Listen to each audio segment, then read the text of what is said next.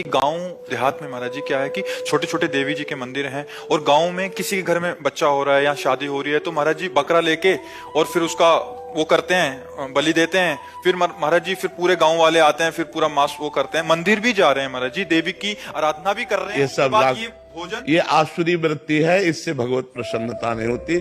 हम सबको ये बताना चाहते हैं, जगदम्बा को जगत जननी कहते हो तो बकरे की भी माँ है, जगत जननी है ना। माँ अपने पुत्र की बलि से प्रसन्न कैसे हो सकती है, हमें तो नहीं समझ में आता। और जब वो जगत जननी है तो बकरे की भी माँ है, वो भैंसे की भी माँ है, वो गाय की भी माँ है। वो माँ जो जगत माता है वो अपने पुत्रों की बलि से प्रसन्न कैसे हो सकती है। अगर वो प्रसन्न होती तो तुम्हारा मंगल हो जाता। किसका मंगल हुआ बकरे की बलि चढ़ाकर, हमें बताओ। देवी अप्रसन्न हो जाएंगी अगर नहीं किया ऐसा, तो महाराज जी ये भी माने। और अगर वो अपने स्वरूप में आ जाए तो सबको चाट जाए उनको। वो तो महाकाली है, महाकाल स्वरूप भी है, तो वो दुष्टों का संहार करने के लिए रूप माता जी ने धारण किया।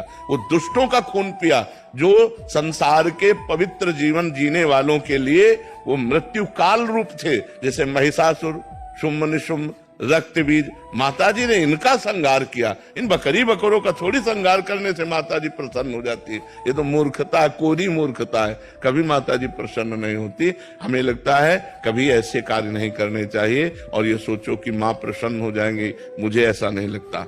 माँ ऐसे नहीं, कुपुत्र हो जाए थे क्वचित को माता न होती। माता जी तो तब प्रसन्न होंगी जब सब पर दया करने लगो, सबको सुख पहुंचाओ, नाम जप करो, अच्छे आचरण करो, तो जगदम्बा प्रसन्न हो जाएगा। अगर फिर से उनको प्रसन्न करना है महाराज जी, और ये प्रथा चली है, और जैसे किसी के घर में पुत्र, देखो शास्त्र में विधान है, नारियल की बलि, नींबू की बलि, इनकी बलि सात्विक बलि दे। आप कच्चा नारियल की बलि दे सकते हैं, तो ये भी बलि तो मानी जाती है। ये सब मनमानी आचरण है, इससे देवी प्रसन्न नहीं होती है। और देवी को रक्त चाहिए तो चराचर जीवों के हृदय में देवी विराज। देवी प्रपन्नार्थ हरे प्रसीद प्रसीद मातर जगतोखिलस्य प्रसीद विश्वेश्वरी पाय विश्वम तुमीश्वरी देवी चराचरस्य। तुमीश्वरी देवी चराचरस्य, वो चर अचर की ईश्वरी है। उनको किसी के खून की जरूरत है, माँ को किसी की खून की जरूरत है। अरे माँ तो अपने खून को दूध बनाकर अपने बच्चों का पालन करती है।